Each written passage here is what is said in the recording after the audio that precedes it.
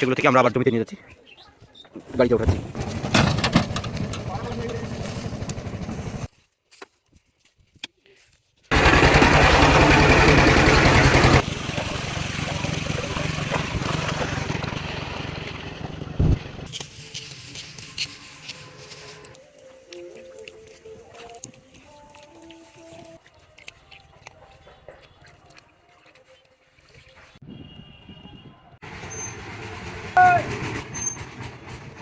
আমন ধান শেষ করে আমরা বোরো ধানের জন্য চাষ শুরু করব। সর্বপ্রথম আমরা যে কাজটি করি, যারা হচ্ছে চাষাবাদ করে তারা গোবর সার আর ব্যবহারটা ভালোই জানে। আর আমরা হচ্ছে গোবর সারটা যেভাবে রাখি, গরু পালন করি, সেখানে বাড়ির আশেপাশে আমরা একটা গর্ত করি এবং সেই গর্তের মাঝে দৈনিক যে গোবরগুলো আছে গরুর, সেই গোবরগুলো ফেলাই এবং সেগুলো থেকে আমরা আবার জমিতে নিয়ে যাচ্ছি,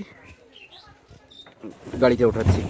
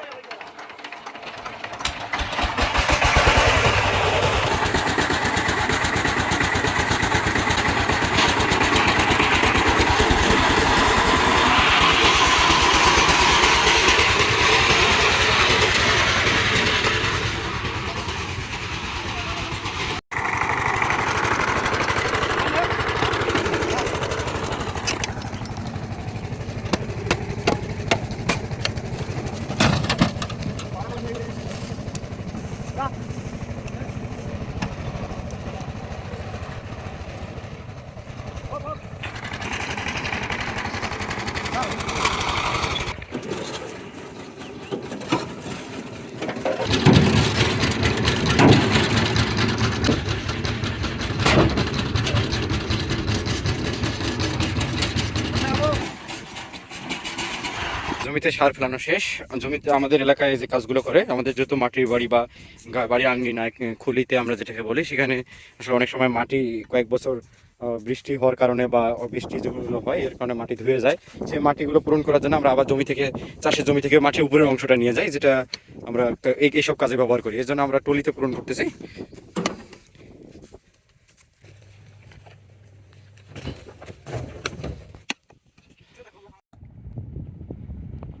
চেষ্টা করি।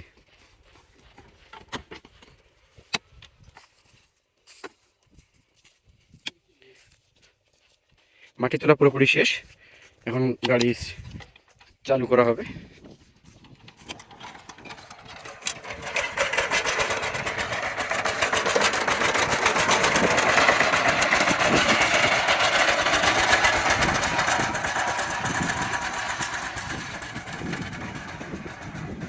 এভাবে আমরা আমাদের এলাকায় যাদের মাটির বাড়ি আছে বা যারা বাড়ি খুলে আঙ্গিনায় মাটি দেয়, তারা এইভাবে আমরা মাটি নিয়ে যাই, মাটি দিয়ে থাকি।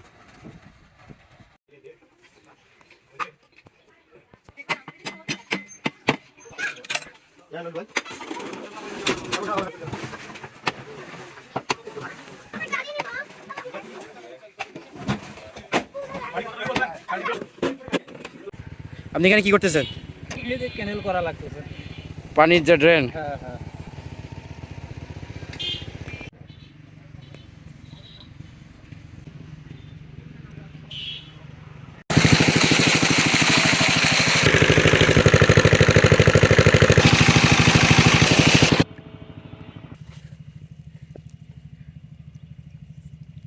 আপনারা এই যে জমিটায় দেখেন, জমিটা একটু ক্যামেরা দিয়ে দেখো, হচ্ছে পানি দেওয়া হয়েছে জমিটায়। এখন আমরা এই যে গোবর সারগুলো নিয়ে আসছি জমির মধ্যে গাড়িতে করে, সেই সারগুলো এখন ছিটাই দেবো। আপনারা এই যে এগুলো কিন্তু গোবর সার, এই সার দিলে কিন্তু জমির উর্বরতা বেশি বৃদ্ধি পায়, আর এখানে জমিকে উর্বর রাখতেও ভালো সাহায্য করে। তো আমরা এই সারগুলো এখন ছিটাই দেবো। এই পানি দিয়ে রাখছি আগে যেন জীবাণুগুলো মারা যায়, আগে আর একবার বলছি। তো এই জন্য কিন্তু এই সারগুলো আমরা এইভাবে ছিটাই দিলে এই পানির মধ্যে রাখলে ভালোভাবে মিক্সার হবে এবং এর সাথে চার্জ দিলে আরো ভালো হবে। এরপর আমরা চার্জ দেবো, আর কি গাড়ি নিয়ে আসছি, গাড়ি দিয়ে চার্জ দেবো। একটু দূরে দেওয়া,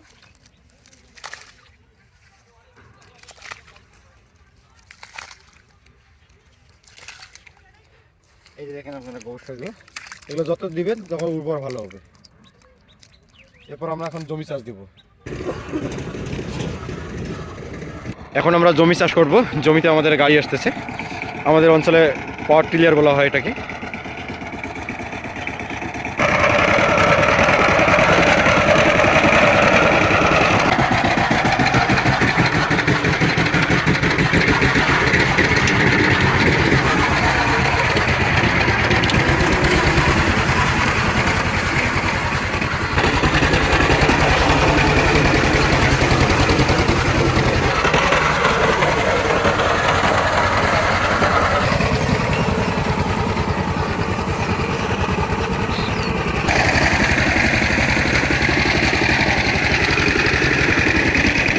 চাষ দেওয়ার পর জমি হচ্ছে দেবো।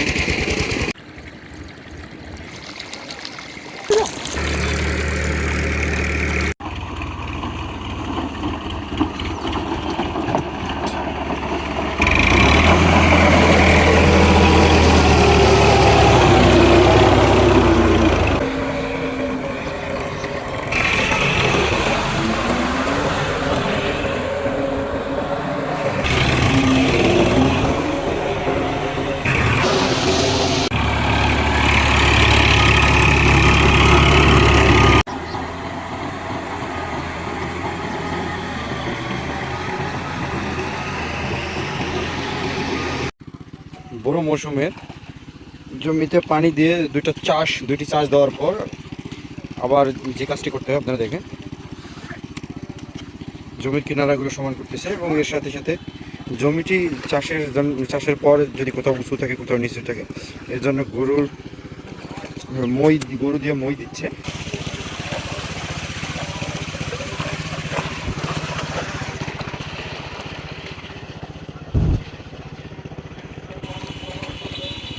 ওরা জমিটা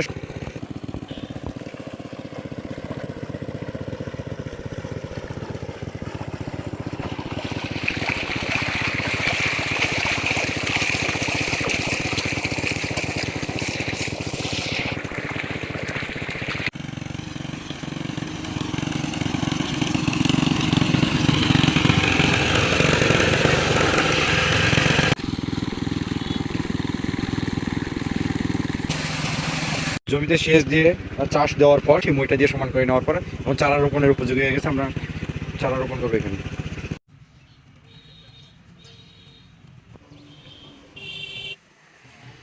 চারা রোপণের জন্য চারা গাছ উঠানো হচ্ছে, আমরা উঠানো দেখেছি।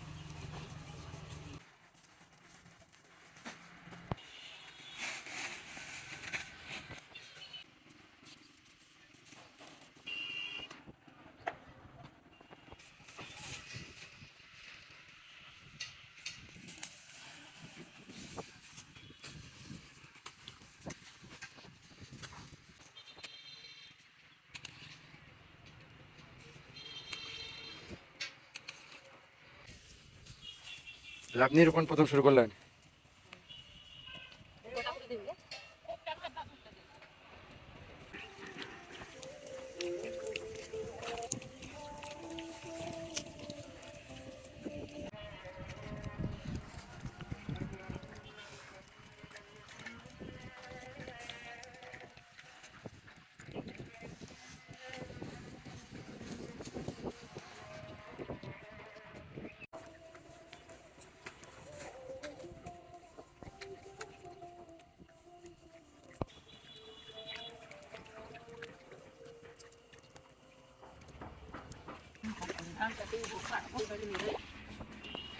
ধান কাটা বই বাড়ি নেন না? এটা তো আপনাদের আসলে মানে কাজ করতে কোনো সমস্যা হয় না, না?